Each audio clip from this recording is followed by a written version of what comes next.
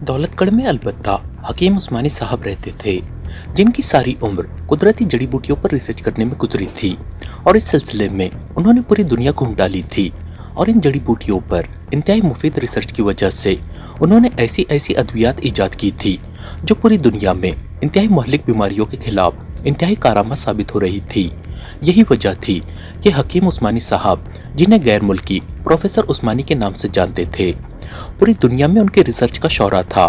Professor उस्मानी अब बेहद बूढ़े हो चुके थे।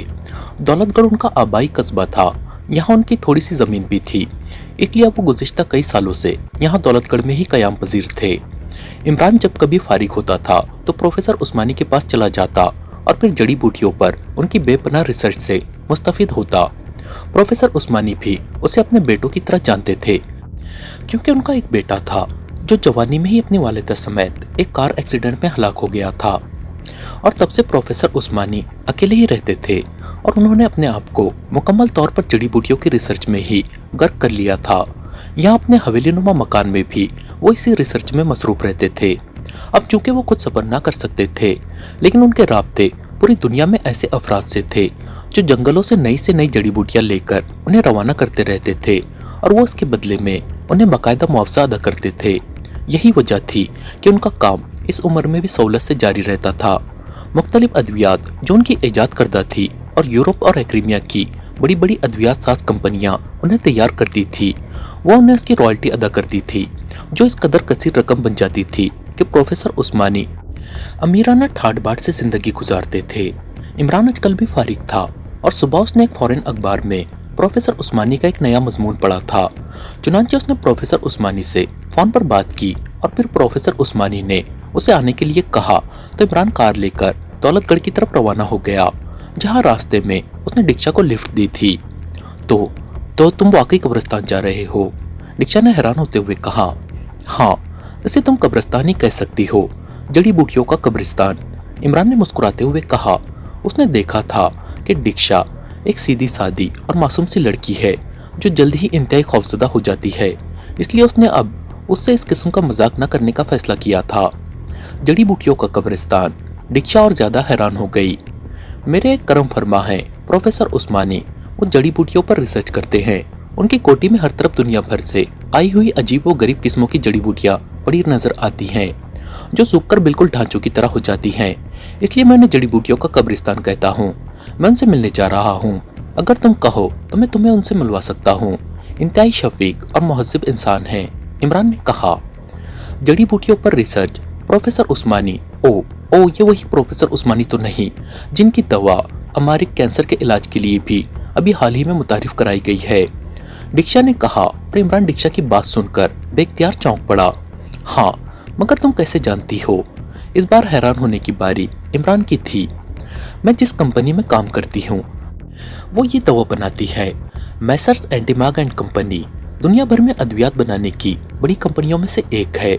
मैं उसके रिसर्च शोबे में रिकॉर्ड कीपर हूँ, इसलिए मैं जानती हूँ कि ये दवा किसी प्रोफेसर उस्मानी की ईजाद करता है और हमारी कंपनी ने उसका नुस्खा खरीदा है। लेकिन मुझे ये मालूम ना था कि प्रोफेसर उस्मानी यहाँ पाकिस्तान में या दौलतगढ़ में रहते हैं। मैं समझी एक्रीमिया में रहते होंगे, डिक्शा ने कहा। और इमरान मुस्कुरा दिया। ओ, फिर तो वो तुमसे मिलकर बेहद खुश होंगे, लेकिन वो तुम्हारे रिचर्ड साहब कहीं नाराज ना हो जाए कि तुम उनके लॉर्ड अरसलान के पास क्यों नहीं ठहरी, इमरान ने कहा। रिचर्ड तो मुझे बस इत्तेफाकन मिल गया था। उसने मुझे कहा था कि मैं लॉर्ड अरसलान को उसका हवाला दे दूं तो वो मुझे अपने पास ठहरा लेगा और मुझसे कोई किराया या खुराक के पैसे भी ना लेगा। और हाँ, उसने मुझे एक खत भी दिया था कि मैं वो खत लॉर्ड अरसलान को दे दूं।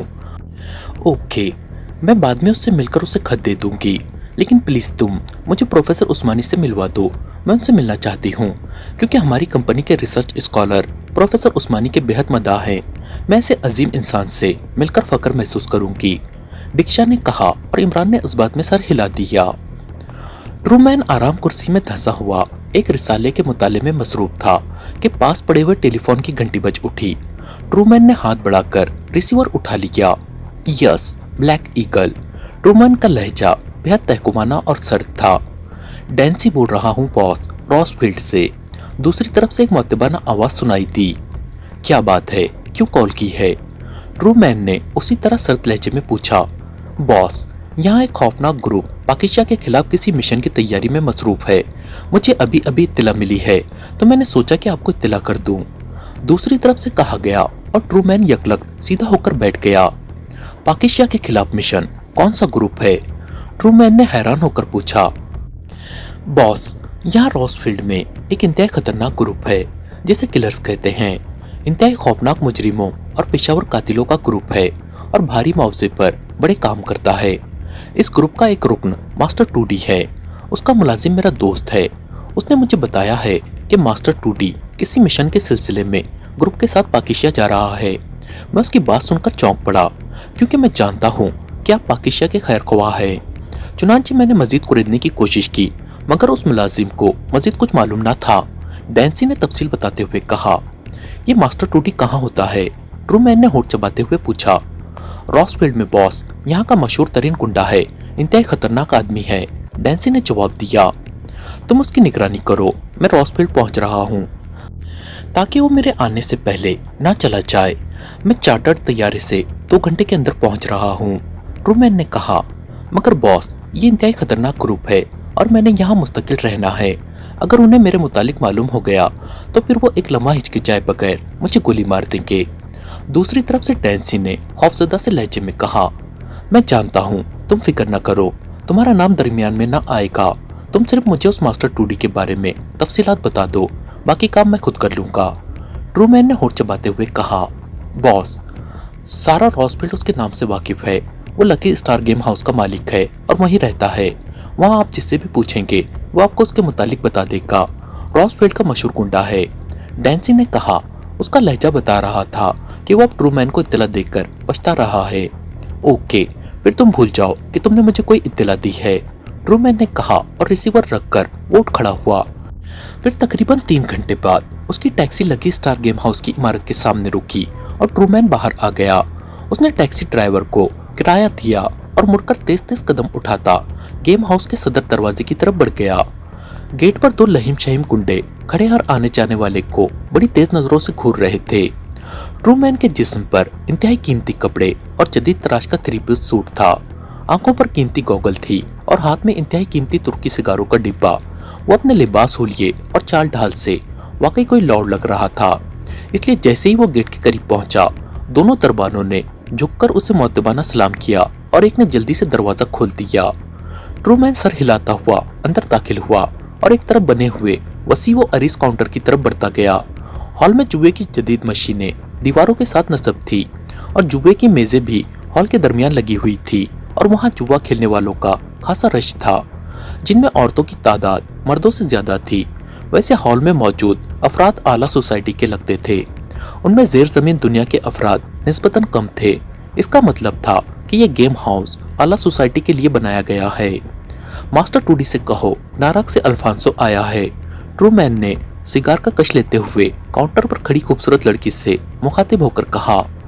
बाएं तरफ राहदारी के आखिर में उनका दफ्तर है और वो दफ्तर में मौजूद हैं, लड़की ने मुअद्दबाना लहजे में ट्रूमैन से मुखातिब होकर कहा और ट्रूमैन सर हिलाता हुआ दाएं तरफ बनी हुई राहदारी की तरफ बढ़ गया।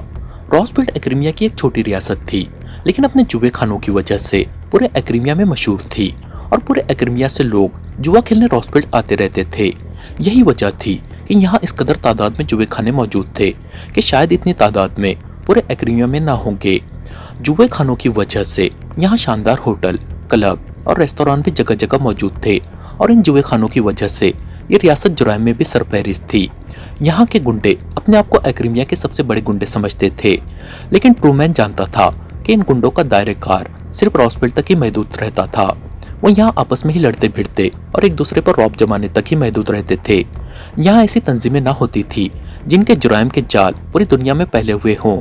यही वजह थी कि डैंसी ने जो रॉसफील्ड में उसका मुखबिर और एक छोटा सा गुंडा था, उसे जब ये इत्तला दी कि यहाँ का कोई ग्रुप पाकिस्तान में कोई मिशन पूरा करने जा रहा है, तो वो बेहद हैरान हुआ था कि यहाँ रॉसफील्ड में ऐसा कौन सा ग्रुप पैदा हो गया है जो बैनुल अक़वामी सतह पर काम करने लग गया है। चूँकि इमरान की वजह से उसे पाकिस्तान से एक कल्बी ताल्लुक पैदा हो गया था, इसलिए वो फौरी तौर पर नारक से यहाँ पहुँचा था ताकि इन लोगों से असल मिशन के बारे में मालूमात हासिल करने के साथ साथ ये भी मालूम कर सके कि ये मिशन यहाँ के किस ग्रुप को किसने सौंपा है। दफ्तर का दरवाजा बंद था और दरवाजे के बाहर एक मुसल्ला नौजवान बड़े चौकन्ना अंदाज में खड़ा था। वो बड़ी कीनातोज नजरों से अपनी तरफ बढ़ते हुए ट्रूमैन को देख रहा था। कौन हो तुम और इधर क्यों आ रहे हो?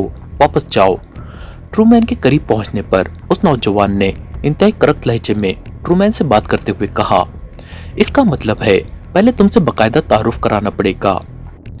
ट्रूमैन ने हंसते हुए कहा, फौरन वापस चले जाओ वरना बत्ती सी बाहर निकाल दूंगा। नौजवान ने इंतहाई गुस्सैले लहजे में कहा, लेकिन दूसरे लम्हे वो बुरी तरह चीखता हुआ उछलकर 4 कदम दूर राहदारी में जा गिरा। उसके गाल पर पड़ने वाले भरपूर थप्पड़ की आवाज से राहदारी गूंज उठी थी और ट्रूमैन ने मुंह बनाते हुए दरवाजे को धकेला तो दरवाजा खुलता चला गया और ट्रूमैन इत्मीनान से अंदर दाखिल हो गया। ये एक वसी व अरीस कमरा था जिसे बैक वक्त दफ्तर और ड्राइंग रूम के अंदाज में सजाया गया था। एक बड़े सोफे पर 2 मुसल्ला आदमी बैठे शराब पीने और बातों में मसरूफ थे, जबकि बड़ी और भारी मेज के पीछे एक गंजे सर और बड़ी बड़ी मूंछों वाला आदमी जिसका जिस्म गेंडे की तरह पला हुआ था, आराम कुर्सी पर इस तरह बैठा हुआ था कि उसने दोनों टांगे मेज पर रखी हुई थी। उस गेंडेनुमा आदमी के हाथ में शराब की बोतल थी। ट्रूमैन के अंदर दाखिल होते ही वो सब बेख्तियार चौंक पड़े। उसी लम्हे दरवाजा खुला और बाहर मौजूद नौजवान तेजी से अंदर दाखिल हुआ। बॉस, बॉस, ये जबरदस्ती अंदर आ गया है। नौजवान ने उस गेंडेनुमा आदमी से मुखातिब होकर कहना शुरू ही किया था कि यकलख्त उस गेंडेनुमा आदमी ने अपना दूसरा हाथ उठाया और उसके साथ ही वो नौजवान चीखता हुआ उकब में बंद होते हुए दरवाजे से टकराया और फिर नीचे गिरकर तड़पने लगा। जो किसी को रोक न सके उसके जिंदा रहने की क्या जरूरत है?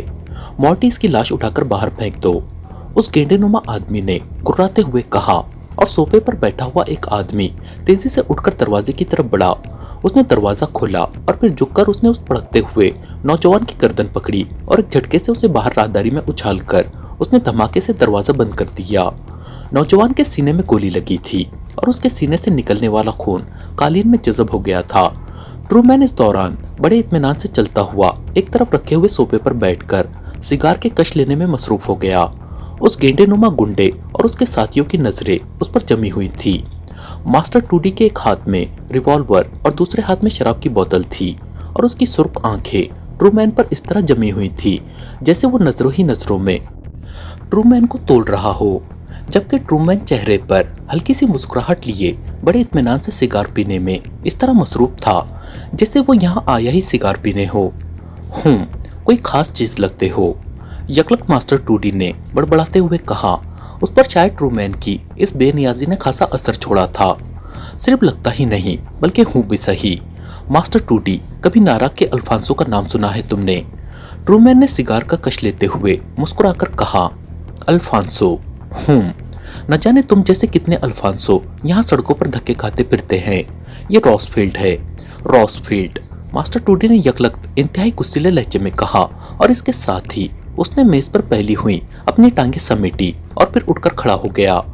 जिस्मानी लिहाज से वो वाकई खासा जानदार आदमी लग रहा था। उसके उठकर खड़े होते ही ट्रूमैन के सामने सोफे पर बैठे हुए दोनों आदमी भी एक झटके से उठ खड़े हुए।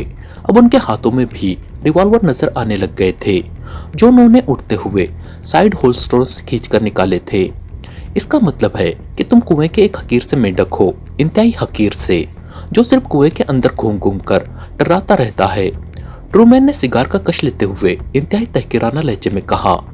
तुम्हारी ये जुर्रात। मास्टर टूडी यकलख्त भड़क उठा, मगर दूसरे ही लम्हे कमरा पे दर पे धमाकों और इंसानी चीखों से गूंज उठा। ट्रूमैन का वो हाथ जो मुस्तकिल उसके कोट के अंदर था बिजली की सी तेजी से बाहर आया था और उसके साथ ही उसके हाथ में मौजूद छोटे मगर जदीद मॉडल के मशीन पिस्टल ने न सिर्फ मास्टर टूडी के हाथ में मौजूद रिवॉल्वर उड़ा दिया था बल्कि पलक झपकने में सामने खड़े दोनों रिवॉल्वर बरदार आदमी भी चीखते हुए पुश के बल सोफे पर गिरे और सोफे समेत पीछे उलट गए। ये चीखें उनके हलक से निकली थी, जबकि मास्टर टूडी हैरत से मुंह खोले खुद बना खड़े का खड़ा रह गया था। ये तमाम कार्रवाई पलक झपकने में मुकम्मल हुई और इसके साथ ही ट्रूमैन का हाथ दोबारा उस तरह जेब में गायब हो गया जैसे जेब से बाहर आया ही ना हो और ट्रूमैन पहले जैसी बेनियाजी से सिगार की कश लेने में मसरूफ हो गया। सोफे समेत उलटकर गिरने वाले दोनों आदमी चंद लम्हे तड़प कर साकित हो गए थे। ट्रूमैन सोफे पर बैठा उसी तरह सिगार के कश लेने में मसरूफ था। इत्मीनान से बैठ जाओ मास्टर टूडी, वरना तुम पलक भी न झपका सकोगे और गोली तुम्हारे दिल में सुराख कर देगी। मैं तुमसे लड़ने नहीं आया, सिर्फ चंद बातें करने आया हूँ, ट्रूमैन ने मुस्कुराते हुए कहा। और बुत बने खड़े मास्टर टूडी ने यकलक एक तवील सांस लिया और फिर वो कदम बढ़ाता आगे बढ़ा और एक साइड पर रखी कुर्सी पर बैठ गया। उसके चेहरे पर अब सपाटपन उभर आया था। तुम्हारी ये हरकत बता रही है कि तुम वाकई कोई खास चीज हो। बहरहाल बोलो, कौन हो तुम और क्यों आए हो? मास्टर टूडी ने सपाट लहजे में कहा और ट्रूमैन बेख्तियार मुस्कुरा दिया। गुड शो, इसका मतलब है काम के आदमी हो, खामखा या कुएं में पड़े अपनी जिंदगी खराब कर रहे हो। ट्रूमैन ने सिगार को कालीन पर फेंक कर उसे बूट की एड़ी से मसलते हुए मुस्कुराकर कहा, तुम जो कोई भी हो मेरी बात सुन लो। मैं तुमसे खौफजदा नहीं हूँ, मैं सिर्फ तुम्हारी असलियत जानना चाहता हूँ, वरना जिस तरह तुमने गोलियां चलाई हैं इससे ज्यादा तेज रफ्तारी से मैं फायरिंग कर सकता हूँ। मास्टर टूडी ने होंठ भींचकर और एक एक लफ्ज चबा चबा कर बोलते हुए कहा, सुनो मास्टर टूडी, हाथियों से गन्ने छीनना गीदड़ों का काम नहीं होता। मुझे इत्तला मिली है कि तुम और तुम्हारे ग्रुप ने पाकिस्तान में कोई मिशन हासिल किया है, जबकि बर्रे आजम एशिया का तमाम काम सिर्फ अल्फांसो के लिए ही मखसूस है। माफिया, रेड ड्रग्स और ब्लैक थंडर जैसी तंजीमें भी पाकिस्तान में अल्फांसो की मर्जी के बगैर कोई बड़ा काम नहीं कर सकती। ट्रूमैन ने इंतहाई संजीदा लहजे में कहा और उसने जिन तंजीमों के नाम गिनवाए थे उन्हें सुनकर मास्टर टूडी के चेहरे पर पहली बार कदरे खौफ के तासुरात नमूदार हुए थे, क्योंकि ये ऐसी तंजीमें थी जिनकी शोहरत बैनुल अक़वामी थी। तुम्हें किसने बताया है कि मैंने पाकिस्तान में कोई मिशन मुकम्मल करना है? मास्टर टूडी ने होंठ चबाते हुए कहा। फिर वही घटिया बात, ऐसी बातें थर्ड क्लास लोग पूछा करते हैं, ट्रूमैन ने बुरा सा मुंह बनाते हुए कहा। और अभी उसका फिक्रा मुकम्मल ही हुआ था कि कुर्सी पर बैठा हुआ मास्टर टूडी यकलक बिजली की सी तेजी से उछलकर ट्रूमैन पर आया। उसने अपने तौर पर इंतहाई बर्क रफ्तारी से हमला किया था, लेकिन ट्रूमैन शायद पहले से ही उसकी इस हरकत के लिए तैयार था। इसलिए जैसे ही मास्टर टूडी के जिस्म ने हरकत की, ट्रूमैन चिकनी मछली की तरह उछलकर नीचे कालीन पर गिर गया और दूसरे लम्हे कमरा सोफे की चड़चड़ाहट से गूंज उठा। भारी भरकम मास्टर टूडी सोफे समेत ही फर्श पर जा गिरा। उसने तड़प कर उठना चाहा ही था कि ट्रूमैन ने दोनों हाथ आगे किए और फिर जिस तरह वेट लिफ्टर वजन उठाकर खड़े होते हैं इस तरह ट्रूमैन भी उठ खड़ा हुआ और गेंडे जैसे भारी भरकम मास्टर टूडी उसके दोनों हाथों पर उठा हुआ था। उसके साथ ही कमरा एक और जोरदार धमाके और मास्टर टूडी की चीख से गूंज उठा। ट्रूमैन ने पूरी कुव्वत से उसे सामने वाली दीवार से दे मारा था और मास्टर टूडी एक धमाके से दीवार से टकराकर नीचे गिरा ही था कि ट्रूमैन कदम बढ़ाकर उसकी तरफ गया और फिर कमरा मास्टर टूडी के हलक से निकलने वाली मुसलसल चीखों से गूंज उठा। ट्रूमैन की दोनों लातें मशीन की सी तेजी से हरकत कर रही थी और उछल उछल कर बारी बारी पूरी कुव्वत से मास्टर टूडी के जिस्म पर जरबे लगाता चला जा रहा था।